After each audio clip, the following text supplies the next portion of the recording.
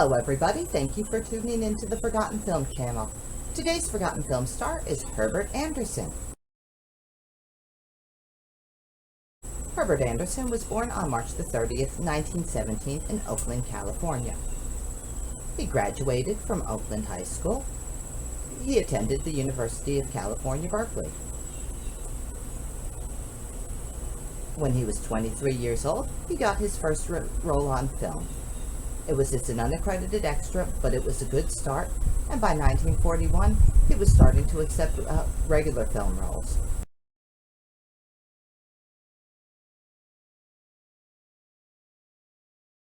In 1942, he got married to Mary Virginia Parker. They were together for 46 years and had 2 children. According to his filmography, he wasn't working in the film industry during the World War II years. What he was doing, I'm not sure of. I don't show him as being enlisted in any of the branches of the military. He may have been performing on Broadway. He was the only actor who was in both the stage and the screen production of The Caine Mutiny.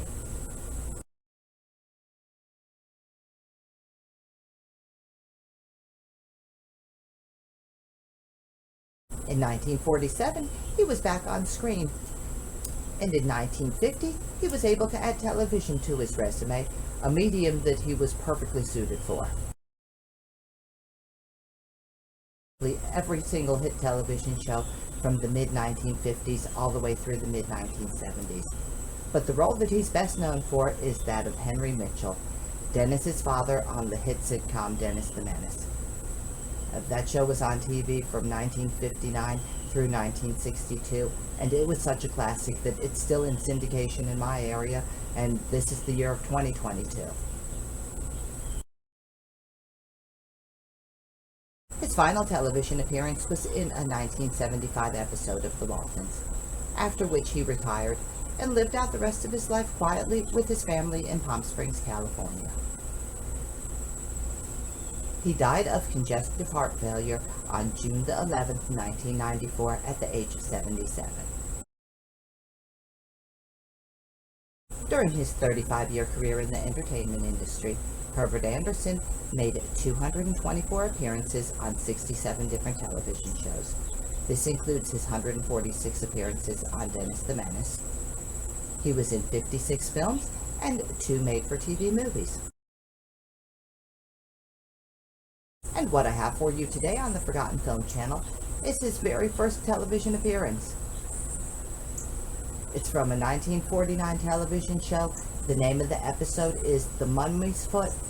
So I hope that you enjoy it, and I want to thank you for tuning in. Have a great today and an even better tomorrow.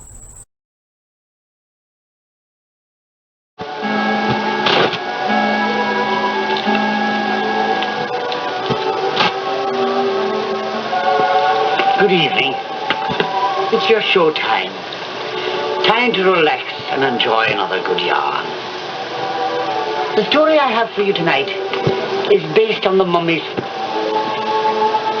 here it is. The Mummy's Foot. It's the story of a storyteller. Now, among storytellers or writers, there's a tendency towards excessive preoccupation. To put it plainer, wool gathering, daydreaming, absent-mindedness. Now, the young man in the Mummy's Foot is a perfect example of what I'm talking about. To all nominal appearances, he lived in New York City. The same New York City that we all know, even if we've never been there.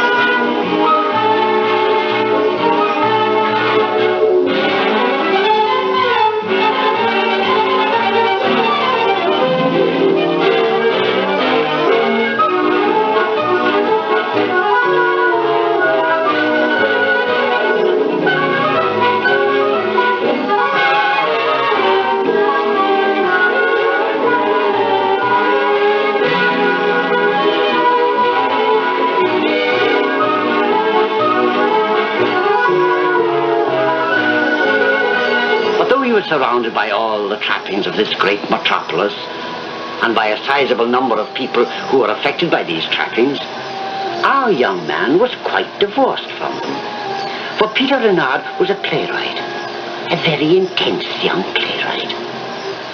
Because the play he was writing was about ancient Egypt, he'd started out picking up a few relics to surround himself with a proper mood.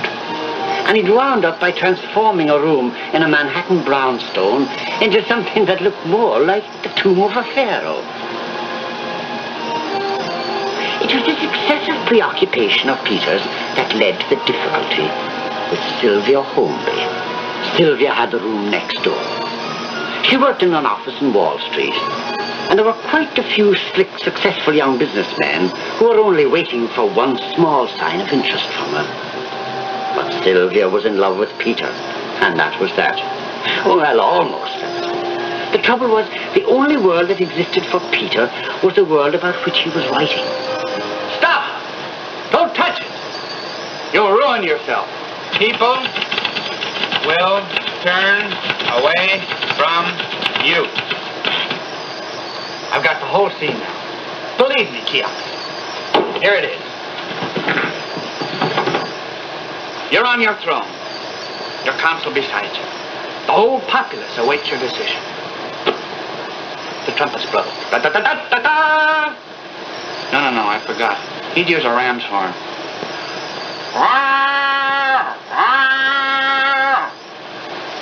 Now, you step outside to face the angry, muttering crowd. Mutter, mutter, mutter, mutter, mutter, mutter. No, they're not angry yet. They're just annoyed. But they could become dangerous, so you step inside again. Your Prime Minister urges you to make the popular choice. You hesitate, torn between two strong emotions.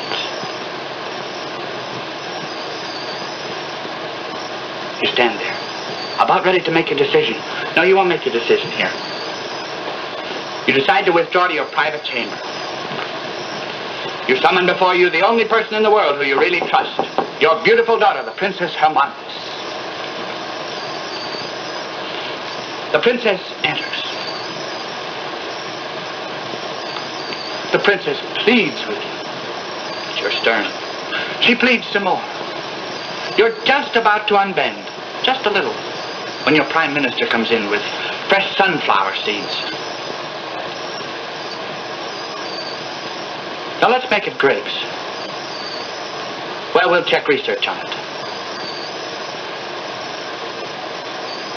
He argues. You are swayed. You become stern again. Tears roll down the princess's cheek. She gives up. She turns. And as she goes, she says, Hi, Pop. How's about a bite of supper? Hello, honey. How long have you been standing there? Oh, just long enough to get the drift of the scene. Not bad. I did knock, by the way. I guess I was into it pretty deep. Any deeper and you'd have been up to your neck in bulrushes. How are you doing with the princess? Oh, she really came alive in the scene I wrote today. I could feel her right here in the room with me. More beautiful than Helen of Troy, more glamorous than Cleopatra. Why, even now I can almost smell her Egyptian perfume. That's Chanel No. 5, and it's on me, not the princess. What's the matter? You jealous? Not me. I'm here. She isn't. Now make yourself useful. Get us some milk.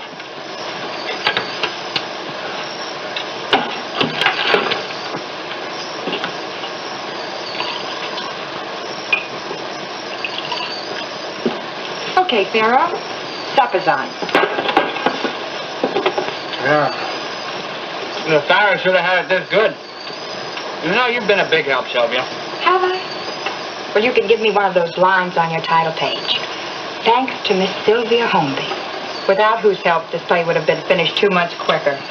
No, I mean it. All the time you saved me shopping and fixing suppers. And you know, after we're married and the play's on the board... Peter. What did you say? I said after we're married and the play's on the boards, I'm going to take you on the best honeymoon you've ever been on. Well, if that isn't the darndest proposal ever. Proposal? You mean I hadn't told you before? Well, I certainly meant to. After all, it isn't every girl's sandwiches I eat. Oh, Peter. Peter, I've been waiting and waiting. I'm very happy. So am I. I guess if that was a proposal, a little celebration's in order. Tomorrow night we eat out, Antonio. You're spoiling me already. You can have anything you want, as long as it's the 85-cent spaghetti special. Do you think Antonio will mind if I bring along a sandwich? Okay, so you can have a hamburger steak. For that, sir, I'll let you get back to work on your play. This I'll take with me. Good night, Peter. Good night, honey.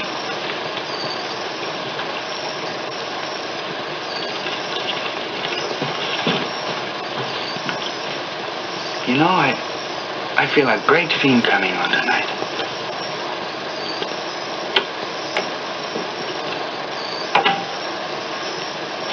The scene between father and daughter. Amanthus, prodding the Pharaoh's conscience, speaking up for truth and justice. Cheops, tortured by guilt, seeking to escape. So Peter, now an engaged man, went back to work. Back 3,000 years into ancient Egypt. Unfortunately, when Peter went back 3,000 years, it sometimes took him a few days to return to the present.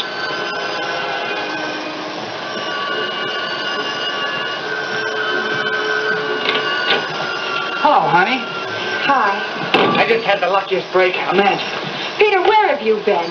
Well, I had to do some research, so I went to the library, and on my way back there was an Did antique... you forget what night this was? No, Thursday. Oh, I hope you didn't bother to make any sandwiches because I'm not hungry. Oh, you're not hungry. No, I had a hot dog at a little stand.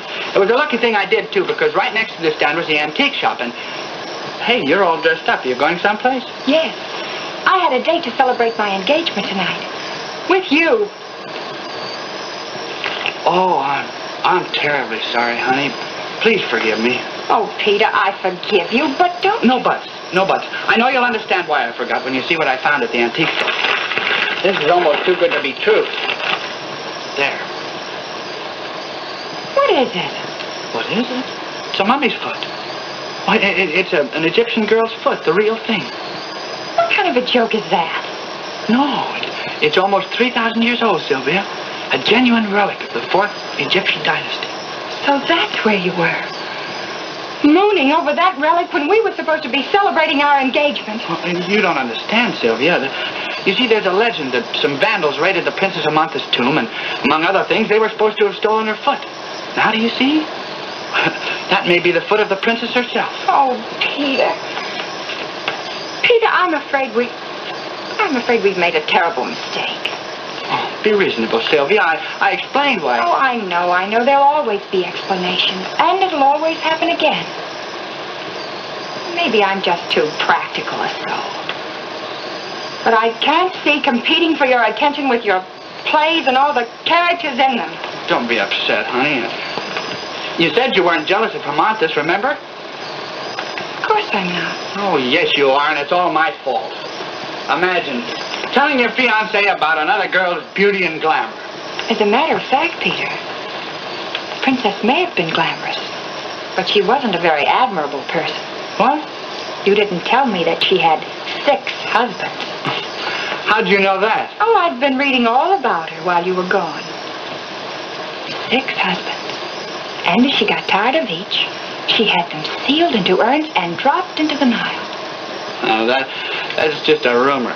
Oh, so that's only a rumor, but that story about that fake relic you're perfectly willing to believe. I didn't say I believed it. I You said... spent 2 hours down at the antique shop gabbing about it. Oh, certainly it's got a fascinating possibility. So has the murder of 6 husbands. She did not murder 6 husbands. I suppose they just jumped into urns and dropped themselves into the Nile. How can you be so unreasonable? I unreasonable. Yes, you read a few pages in one book and then you make a judgment. I've read a half a dozen books and I haven't decided yet. At least I don't jump to accept ugly rumors about people. Let me tell you something. Some other time, perhaps. Right now, I find I'm just not interested. Good night, Mr. Renard.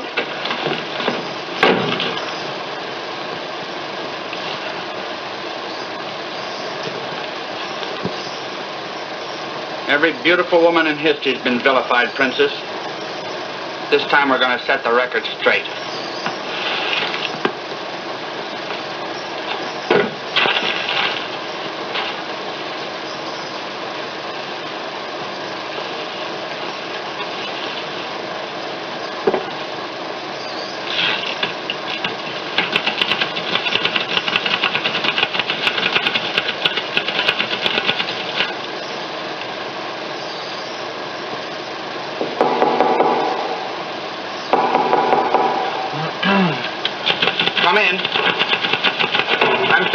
Sylvia, but I'm very busy. Perhaps some other time. Forgive me for interrupting, but I've come for my foot.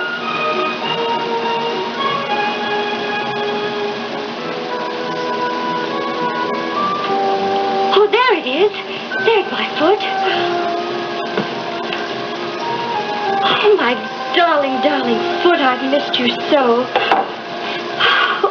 Oh, how rough and chapped you are.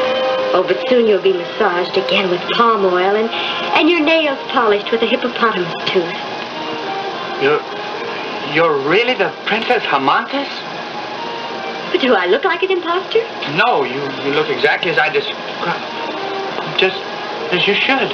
Well, I'm really a bit disheveled at the moment, but no, first my foot. I've come prepared, sir.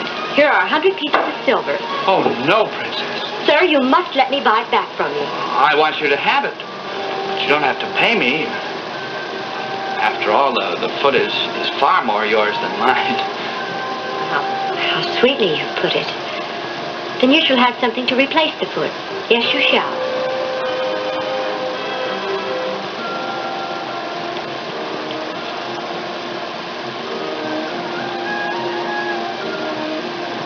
And now, would you hold me a moment?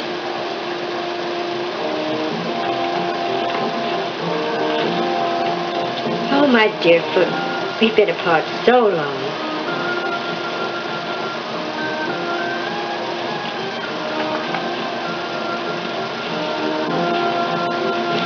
See? As good as new. Oh, thank you, Peter. Thank you, thank you, thank you. Oh, there's nothing at all. I'm glad to do it for your Highness. I like you, Peter. I do. You may call me just Hermonthis. Okay, Hermonthis. Say, that's nice perfume you're wearing. You like it? It's made especially for me. Called Nile No. 5. How strange you are. Am I to believe you're avoiding the Princess Hermonthis? Oh, no, it's just that Sylvia might if she heard your voice. No, what I mean to say is that the landlady doesn't allow visitors after 10. Oh, well, no matter. We should be leaving anyway. We? Well, of course, Peter. You must appear before my father and be properly rewarded. Oh, that's very nice. But I don't think I can make it tonight. By the great god Osiris, I command you to accompany me. Oh, forgive me, Peter.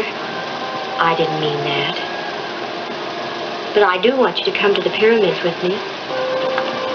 To the pyramids? You will come, won't you?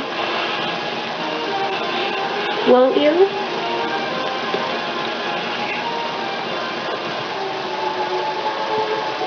It was the Princess Hermonthis herself. There she stood, alive in his room. And just as beautiful as he described her in his play. For any young man, a very tense and interesting situation. Right now, it's time for a lucky, I think.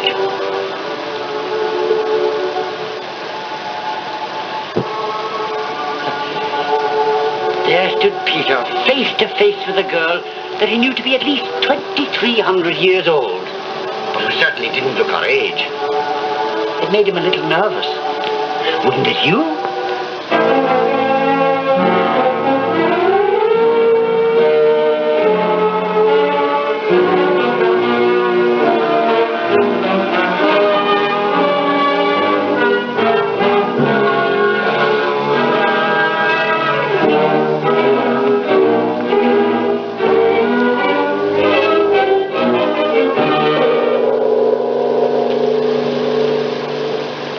What's that? Well, that's Summons Almond, my father's body servant. The princess wishes? What service? Ask the pharaoh if he will see his daughter in his private chamber. Come and make yourself comfortable.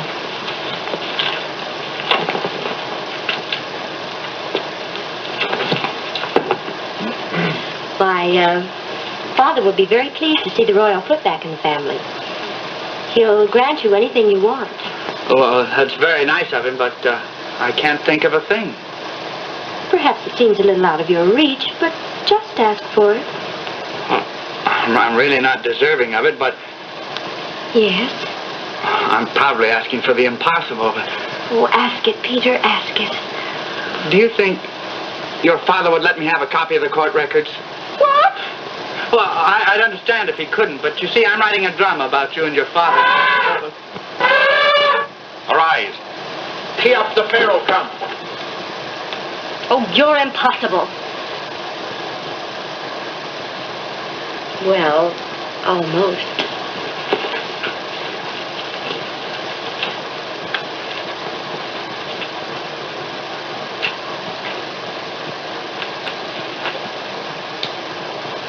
Grape's okay.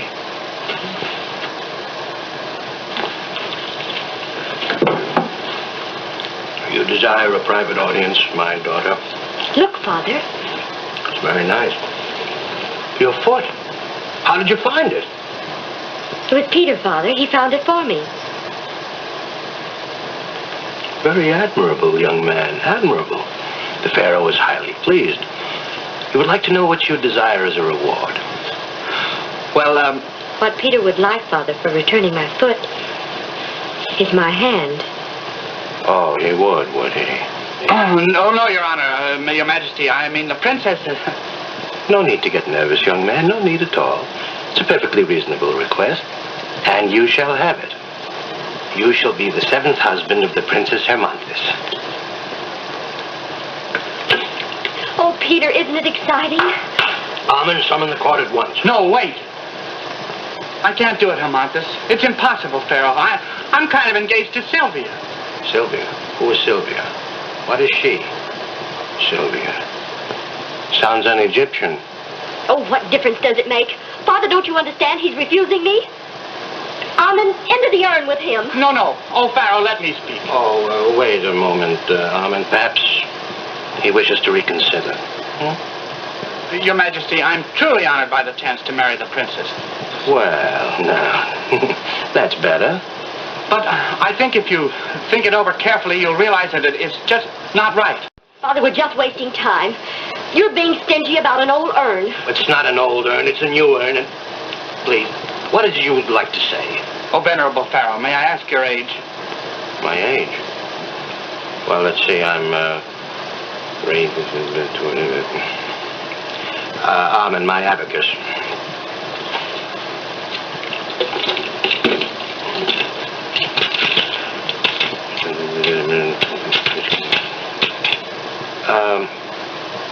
How much is 6 and 5?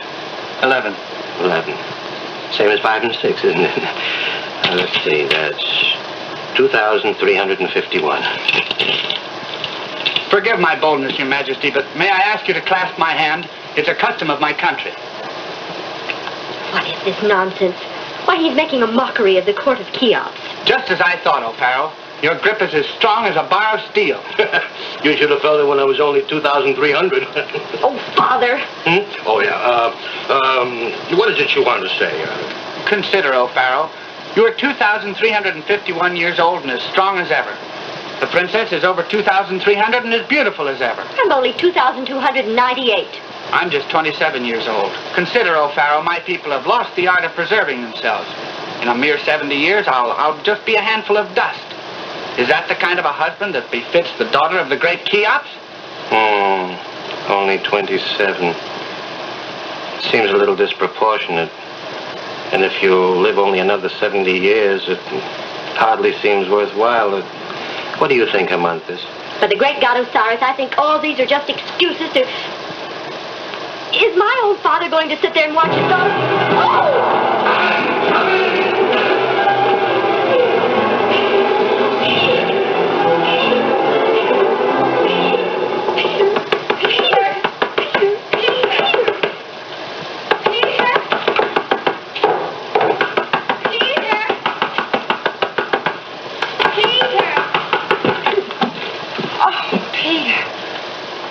Knocking and knocking. I didn't know whether you were lost in your play or just didn't want to see me. Didn't want to see you? Oh, Peter, I knew that couldn't be true. I'm so sorry about our quarrel. Fighting over a girl that doesn't even exist.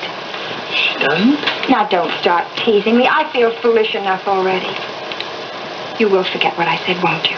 Oh, sure, Sylvia. And if it's what you want, we can even go to the pyramids on our honeymoon. Oh, no, not there. Peter, what's the matter? You seem sort of in a daze. I just had the craziest dream.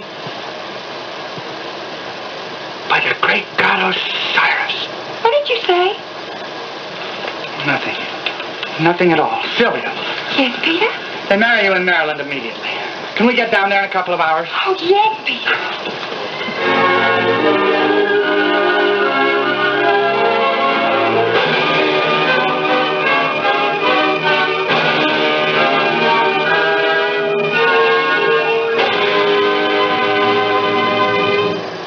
Peter never worked another night on that play.